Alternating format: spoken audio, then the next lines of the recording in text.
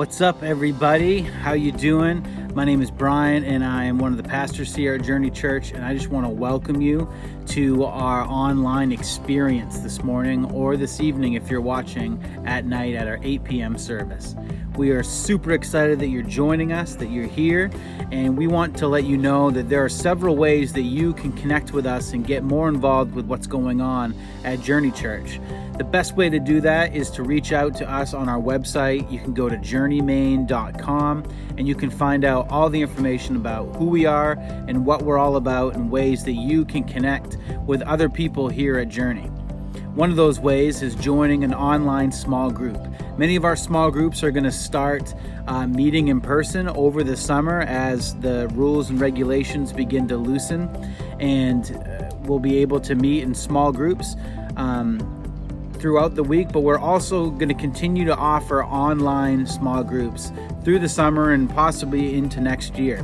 So if you're interested in a small group, please check out journeymain.com and you'll find one of the cards there which will take you to a spot where you can sign up for a small group. And we'd love to connect with you through that. We've had a great response so far, and a lot of people are really appreciating the online platform to be able to do a small group that's convenient for them. They don't have to lug their kids. And many of those groups are meeting later in the evening, so their kids are either in bed or maybe they're in another room watching a movie or something like that. But we want to make sure that you guys know that those are still available to sign up for. Hope you guys are having a wonderful week, a great weekend. I think that through all of this, it's giving us a great opportunity to become tourists within our own state. We live in a beautiful state, and we have lots of things to offer, a lot of great drives, a lot of good hikes, a lot of amazing beaches to explore. So I encourage you guys to get out, enjoy God's creation, see what He has made, and enjoy it. If you're looking for suggestions, maybe reach out to us. I know my family personally has been on some great hikes around Blue Hill and Deer Isle and things like that. So if you're looking for ideas, share those on Facebook. Share those with us. We'd love to get those out there. We love you guys. We hope you're having a great weekend. And here's Jim.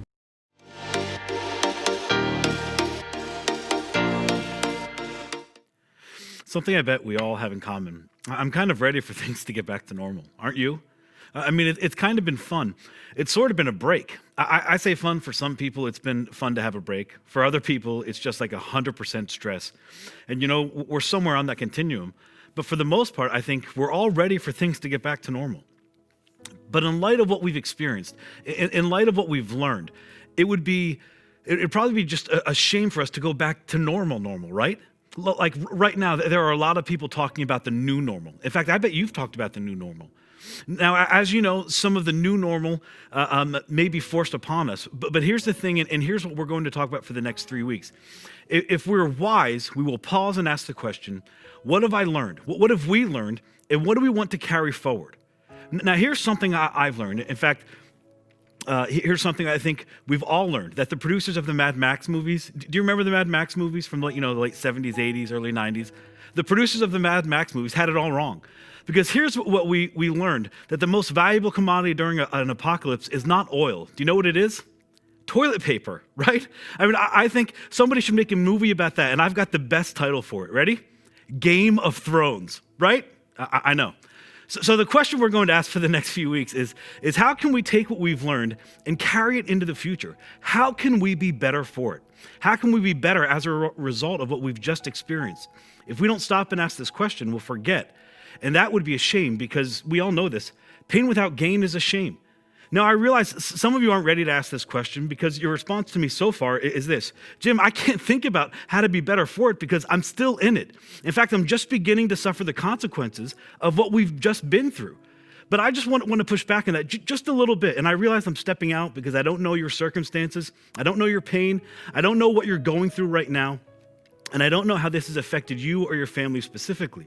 But here's what I do know, is that if we don't pay attention, we won't benefit from it.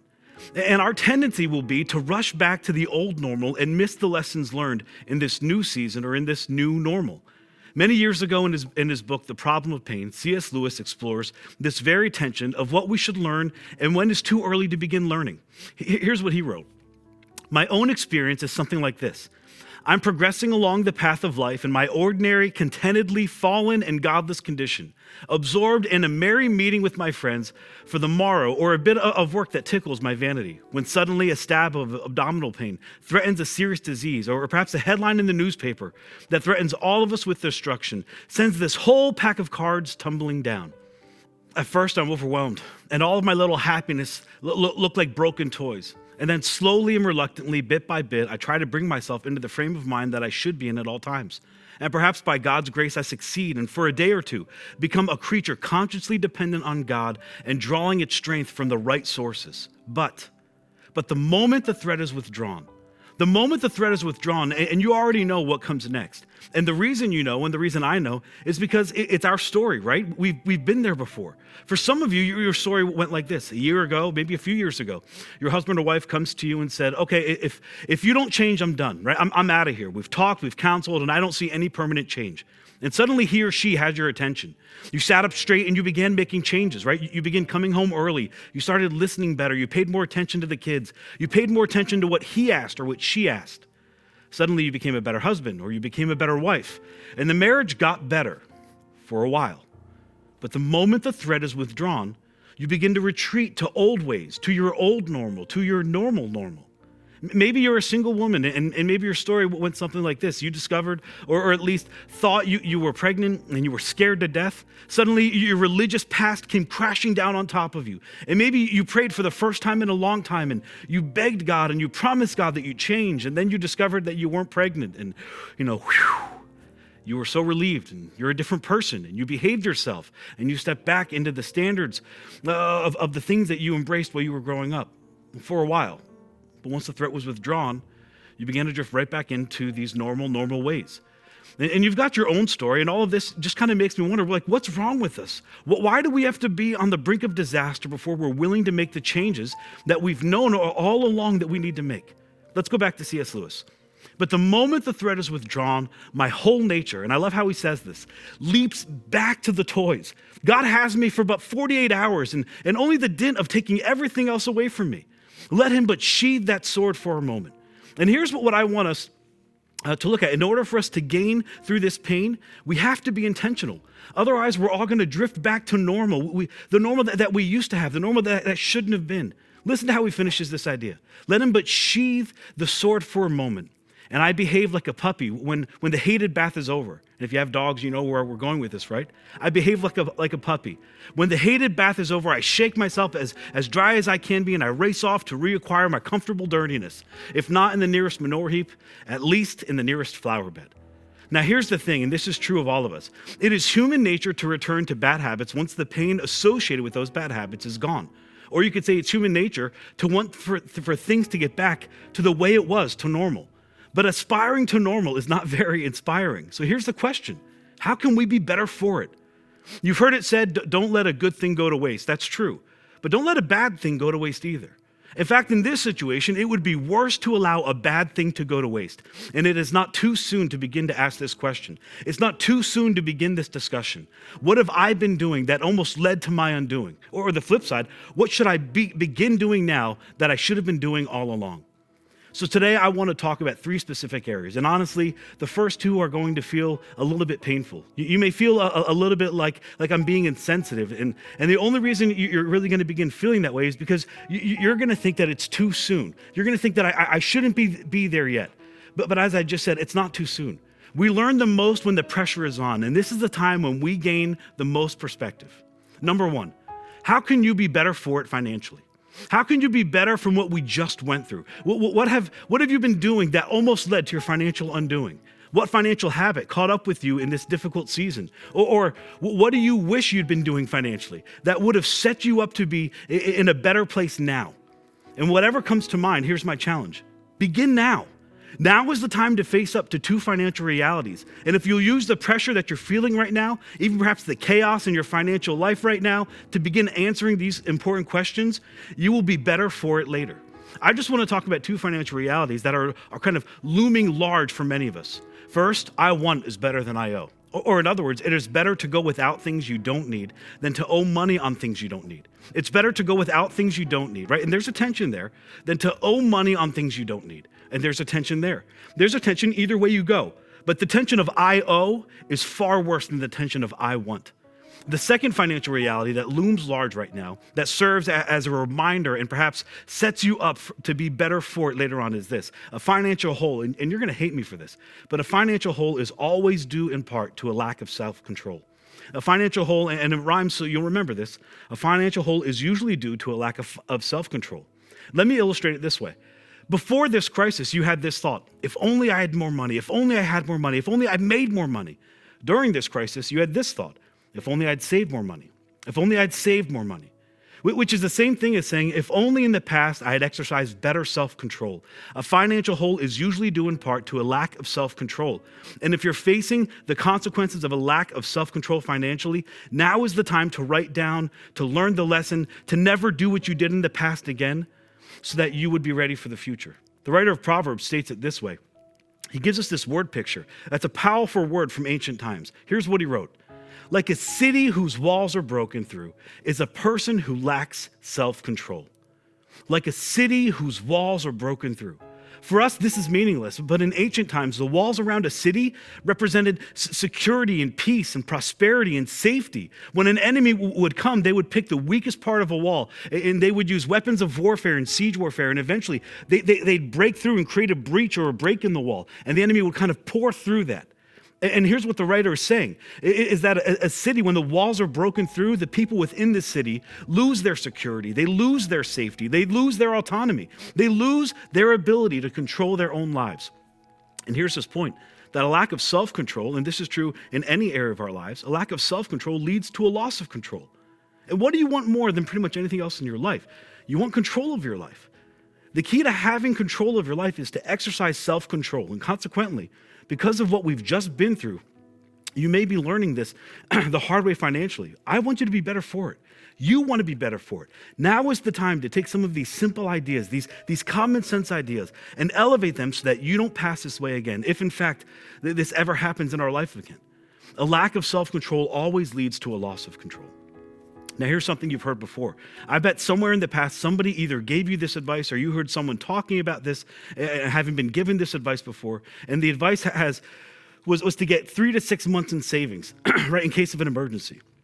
I bet when you heard that for the first time, or maybe you read it in a book for the first time, you thought to yourself, that's a really good idea. I really should set, 3 to 6 months of living expenses aside in an emergency account.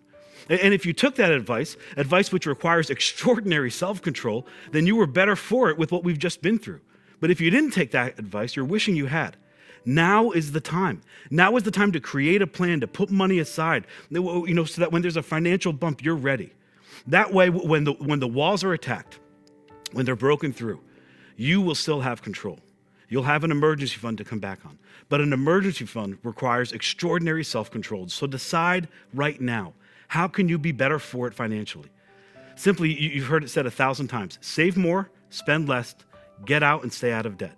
Well, one more thing on the financial piece. If this particular season has hit you particularly hard, your tendency will be to blame the virus or your boss or the economy, and that's a mistake.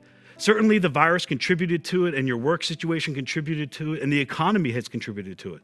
But here's what I want to say, and I know this is hard. Perhaps you contributed to your situation as well. You must own that slice of the pie, and now is the time to own it, and now is the time to make the decision so that you never face this situation again. Take responsibility for your finances. Embrace all that common sense that you've heard your whole life. Exercise self-control. Prepare for the future, take notes, make a plan, decide to be better for it. Number 2, how can you be better for it relationally? What have you experienced in these past few months relationally that you don't want to carry, or you do want to carry into the future? What have you experienced, with your friends or your children or your wife? Maybe there's some negative things that you've never paid attention to, perhaps that you've never noticed, some unaddressed cracks in your marriage, things that you put to the periphery, things that came up from time to time, but you were busy, and the old normal allowed you to ignore what was right in front of you. Perhaps what you've noticed is a lack of common ground with one of your kids, maybe a lack of common ground with your children, all of your children. You're spending so much time with your family now that you recognize, I've never really developed an actual relationship with one of my kids because I was so busy before this. Isn't it true that quarantine has highlighted the good and the not so good relationally? So here's the opportunity, and I don't want you to miss this. COVID-19 may actually serve as a wake-up call to you relationally.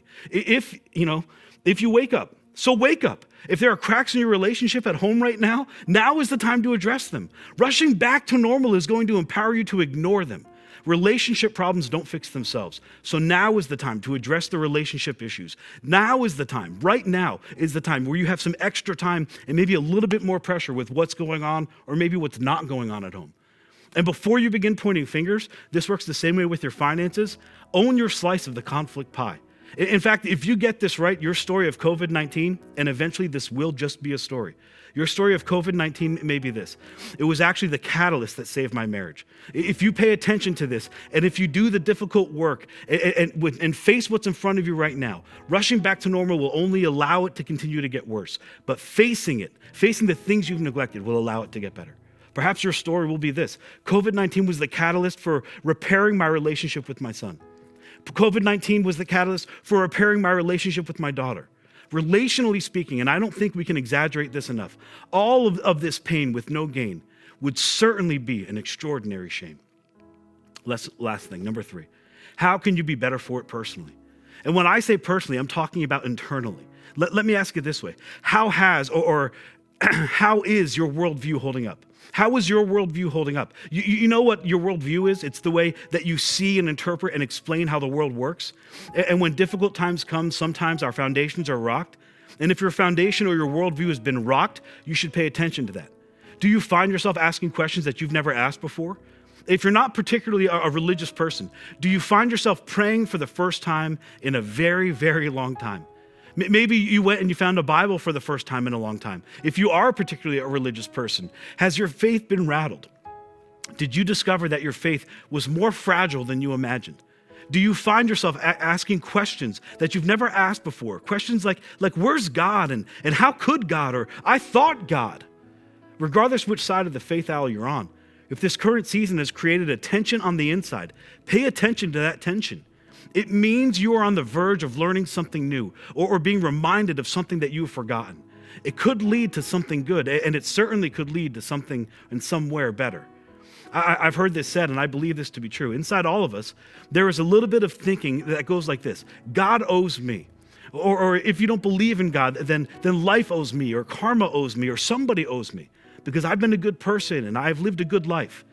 Kate Bowler, a professor at Duke Divinity University, is also a cancer survivor. She's written from her pain and basically put her life and her pain out there for the whole world to examine in an effort to help people understand what it means to navigate difficult times. She wrote a book that's called Everything Happens for a Reason and Other Lies I've Loved. While communicating with her friend about our current pandemic and our response to it, she says this: each of us, through accidental narcissism of wanting to be happy, and don't you want to be happy? I mean, I want to be happy. In wanting to be happy, she says, we kind of find ourselves tripped up in this accidental narcissism. Like, what an insight. We get confused about what we actually deserve. And then she writes this: the world cannot help us know the difference between who is righteous and who's just plain lucky. Now, here's my point. If this season has kind of rocked your internal world, if this season has rocked your worldview, if this season has rocked your faith, pay attention to that tension.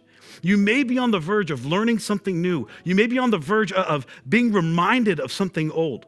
If current events have left you wrestling with God, maybe God questions, right? You're not a religious person, but now you find yourself wrestling with God questions. Pay attention to that. And if you're a Christian, pay attention to this tension as well. You may discover that you need a different kind of faith. You may discover a better faith. You may discover a different version of faith. And perhaps you'll finally give up your faith in the non-existent God who doesn't allow bad things to happen to good people and come face to face with the God who allowed the worst possible thing to happen to the best possible person, his son. And he did that on your behalf. So the point is simply this: let's decide to be better for it. Let's make sure that we're better for it financially. Let's make sure that we're better for it relationally. Let's make sure that we're better for it personally. Because all this pain without any gain certainly would be a shame. And let's embrace the lessons we've learned and the perspectives that we've gained. Let's all decide to be better for it. Let's not do what C.S. Lewis referred to when he said, behave like a puppy when the hated bath is over. And when this hated season will come to an end, and this hated bath will be over. But let's not race to the nearest flower bed or the nearest manure heap. Let's not forget what we've learned. Let's not lose this perspective. To help you do that, I want to make a suggestion. Now, some of you aren't going to like this, and that's okay. We're going to talk about this for the next 3 weeks.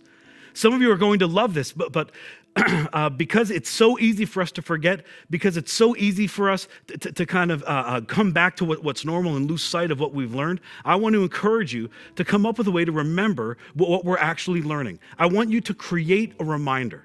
Find a physical object, or perhaps make a craft, or craft a physical object, or maybe it's something you already own. I want you to attach a memory to this object, something that will remind you of this season and what you want to carry forward from it.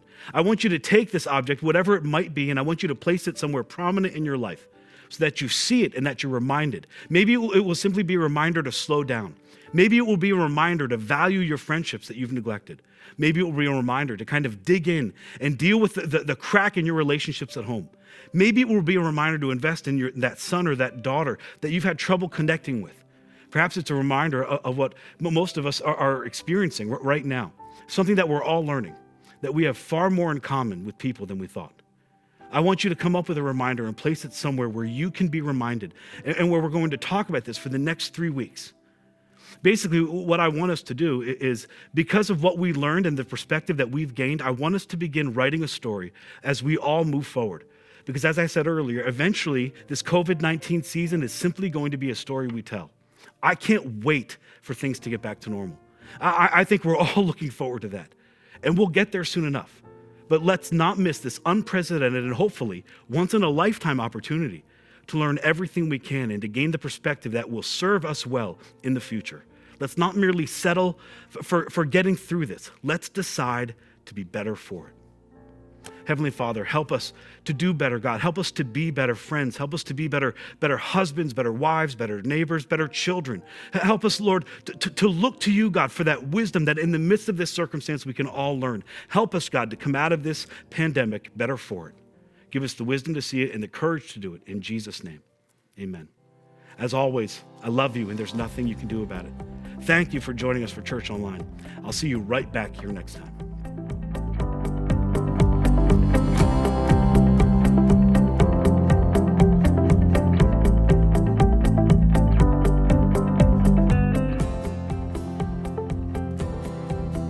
Hey, Journey Church. Apparently, we're getting so good at this, we don't have bloopers this week. So, to make you laugh, here's what we're going to do. 3 pies of shaving cream in my face, just to wish you a happy Sunday and a great weekend.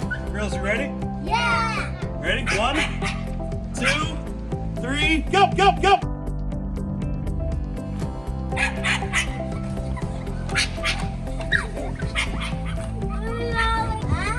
Love you, Journey Church.